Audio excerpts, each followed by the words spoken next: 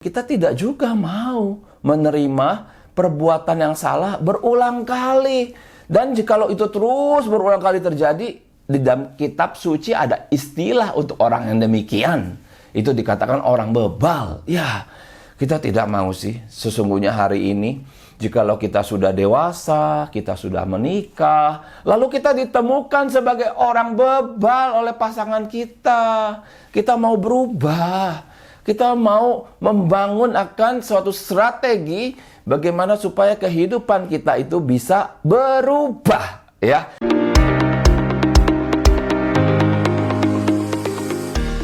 Ya, halo, ketemu lagi dengan saya Pendeta Changku Iva di YouTube channel Family Insight. Saudara-saudara, kita sudah masuk ke dalam huruf yang baru, yaitu Merciful Heart. Masih ingat ya? Ini adalah Garam dan Terang The Series, di mana huruf M itu adalah Merciful Heart. Dan Merciful Heart artinya hati yang penuh dengan belas kasihan. Itu sangat sekali dibutuhkan oleh suami ataupun istri untuk menjalani pernikahan seumur hidup. Di mana hati yang berbelas kasihan ini datang dari Tuhan sendiri. Jikalau kita tidak punya hati yang berbelas kasihan, waduh, rasanya pernikahan sudah bubar pada tahun-tahun pertama perjalanan pernikahan itu. Nah, kalau dilihat Merciful Heart itu artinya merciful bisa ditemukan di banyak bagian kitab suci. Coba ya kita lihat satu demi satu. Hanya saat diterjemahkan ke dalam bahasa Indonesia itu muncul dalam kata-kata yang berbeda-beda. Nah, saya merindukan setiap pasutri boleh mencoba menghayati kata-kata ini, sehingga akhirnya kita mau menghidupi akan pernikahan kita dengan hati yang penuh dengan merciful. Begitu ya. Nah, yang pertama dari Mazmur 103 ayat ke-8. Tuhan adalah penyayang dan pengasih, panjang sabar dan berlimpah kasih setia. Nah, istilah panjang sabar dan berlimpah kasih setia itu adalah merciful. Betul ya, para suami, para istri, kalau menikah sudah sekian tahun, melihat ya, mungkin kesalahan-kesalahan yang terus diulang-ulang oleh pasangan kita. Kita kadang-kadang bisa sebel ya, bisa keki, bisa gontok, ada yang bilang begitu. Nah, tetapi di sini perlu sekali kehadiran Tuhan. Perlu merciful heart, ya, hati yang penuh belas kasihan. Dalam terjemahannya, itu dikatakan panjang sabar. Waduh, sabar yang panjang sekali. Dan berlimpah kasih setia. Kasih setianya itu berlimpah-limpah ya. Itulah merciful heart. Nah, kemudian istilah merciful juga muncul di dalam 1 Petrus 2 ayat yang ke-10. Kamu yang dahulu bukan umat Allah, tetapi yang sekarang telah menjadi umatnya. Yang dahulu tidak dikasihani, tetapi yang sekarang telah beroleh belas kasihan. Nah, kita sebagai umat Allah, kita ditebus oleh Tuhan Yesus Kristus. Kita percaya kepada Dia, tapi kita mengerti kita masih hidup di dalam dunia, di mana dunia ini telah jatuh di dalam dosa. Kita juga masih ada darah dan daging. Kita mengerti darah dan daging ini ada kecenderungan berbuat dosa. Nah, tetapi dalam perjalanan iman dengan Tuhan, kenapa? Selalu ada harapan untuk bangkit. Selalu ada harapan untuk memulai yang baru. Karena Tuhan berbelas kasihan kepada kita. Seyogyanya setiap anak-anak Tuhan membangun suatu kehidupan yang diliputi oleh belas kasihan Tuhan. Nah, demikian juga para suami istri ya. Halo? Anda sudah diam-diaman berapa hari? Ayo, tidak menyapa pasangan Anda. Anda juga apakah selama ini hanya berbicara di dalam level permukaan saja? Ya, superficial begitu? Sudah lama tidak berbicara dari hati ke hati? Mungkin ada sesuatu hal yang menyebalkan Anda. Sehingga Anda kemudian berharap pasangan Anda itu merubah tindakannya. Berharap agar pasangan itu mungkin minta maaf, tetapi dia tidak lakukan. Anda rasanya sebel. Nah, tetapi kita menyembah Tuhan yang penuh dengan belas kasihan. Kiranya gambar dan rupa Allah itu juga boleh hadir dalam diri kita. Kita berikan belas kasihan juga kepada pasangan kita, ya. Nah, kemudian di dalam Matius 23 ayat 23, ini perkataan daripada Tuhan Yesus. Celakalah kamu, hai ahli-ahli Taurat dan orang-orang Farisi. Hai kamu orang-orang munafik, sebab persepuluhan dari selasi, adas manis dan jintan kamu bayar. Tapi yang terpenting dalam hukum Taurat kamu abaikan, yaitu keadilan dan belas kasihan dan kesetiaan. Yang satu harus dilakukan dan yang lain jangan diabaikan. Nah, di sini kata merciful itu muncul di dalam bahasa Indonesia berupa kata belas kasihan. Dan dikatakan itu adalah yang terpenting dalam hukum Taurat. Ya, jadi ada beberapa hal. Yang pertama keadilan. Dalam rumah tangga memang harus ada keadilan.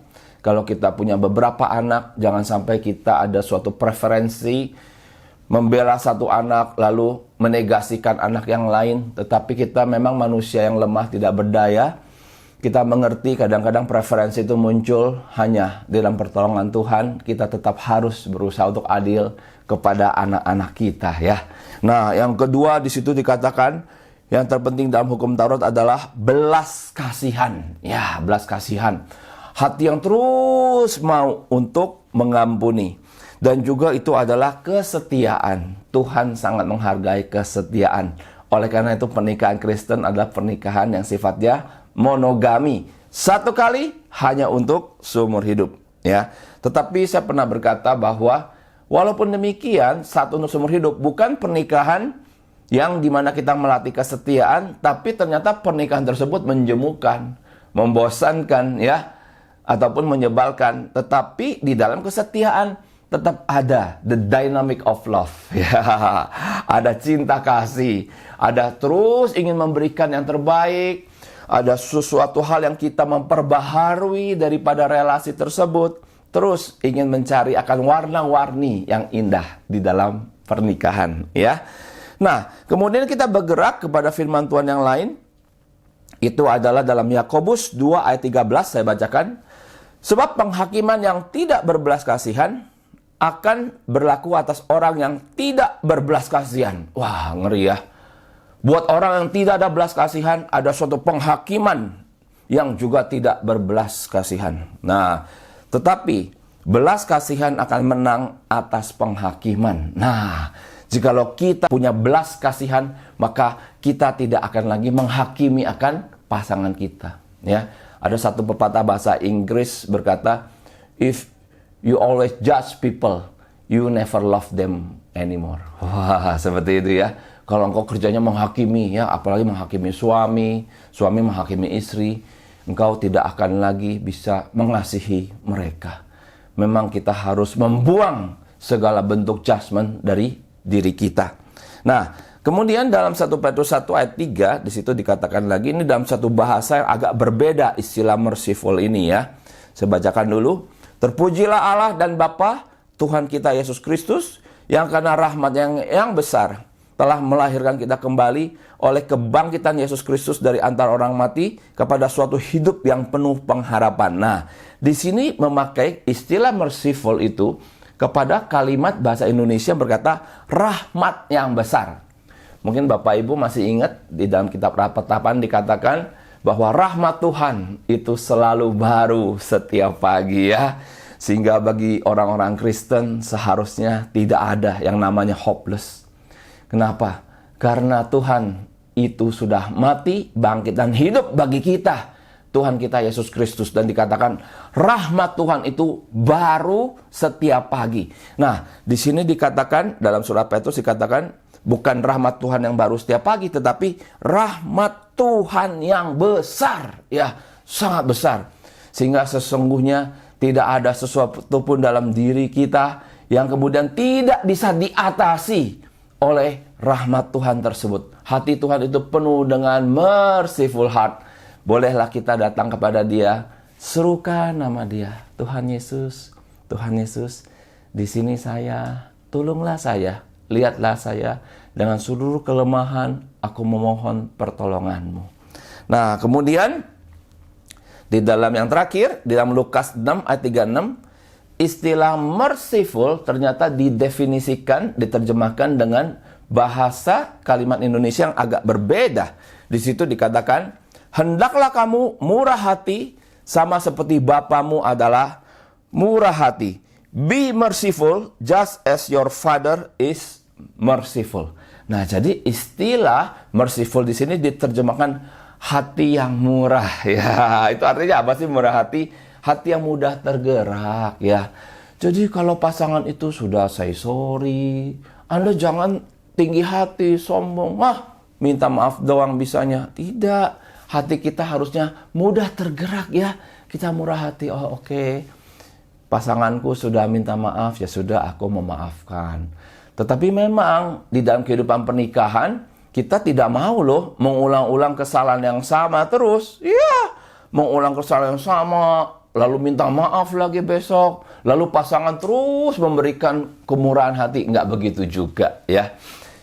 Kami punya 3 anak, dan kami mengerti 3 anak ini harus dibentuk di dalam karakternya, di dalam keluarga saat mereka ini masih muda. Ya, dibentuk apanya? Ya, misalnya ada anak yang minta maaf. Ya, kami pasti maafkan. Tetapi kemudian kami memberitahu untuk hal-hal apa yang harus anak-anak itu perbaharui dari tingkah laku. Minta maaf, papa mama selalu berikan.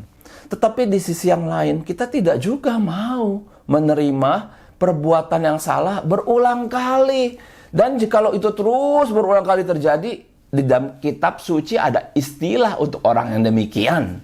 Itu dikatakan orang bebal. Ya, kita tidak mau sih. Sesungguhnya hari ini, jikalau kita sudah dewasa, kita sudah menikah, lalu kita ditemukan sebagai orang bebal oleh pasangan kita. Kita mau berubah.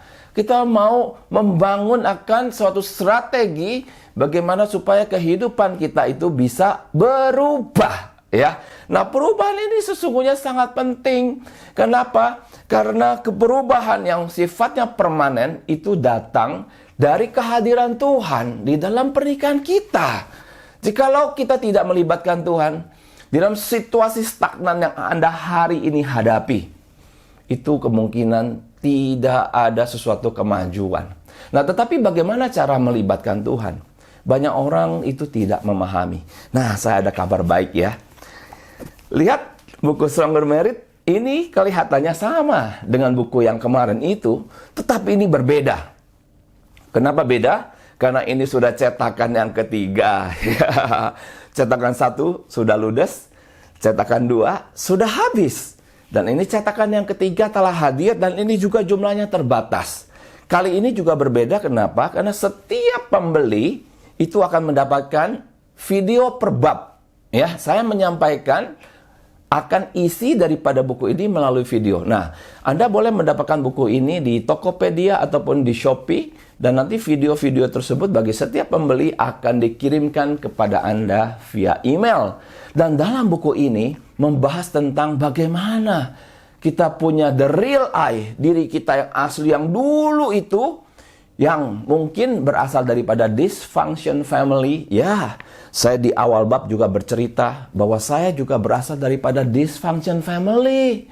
Dan kemudian bagaimana saya mencoba menghadirkan Tuhan di dalam kehidupan saya secara pribadi, sehingga transformasi itu terjadi. Merciful heart itu adalah karakter yang daripada Tuhan. Tetapi bagaimana supaya karakter yang daripada Tuhan itu bisa hadir dalam pernikahan kita, dalam hidup kita? Perlu kita melibatkan Dia. Hanya sayang sekali, banyak orang tidak mengerti cara melibatkan Tuhan. Hal-hal yang demikian saya telah kupas di dalam buku ini, dan ribuan orang telah mendapatkan manfaat, telah mengalami perubahan struktur kehidupan. Dan jikalau Anda mungkin ada kesulitan di dalam membacakah, ataupun kemudian di dalam mendengarkan video, dan merasa ada hal-hal yang ingin ditanyakan, silakan boleh menghubungi saya secara pribadi, karena saya juga mau untuk menjadi mentor bagi pernikahan Anda, para suami dan istri yang masih merindukan untuk bertumbuh. Serial Merciful Heart ini akan kita lanjutkan pada minggu yang akan datang. Kiranya Tuhan berbelas kasihan kepada kita. God bless.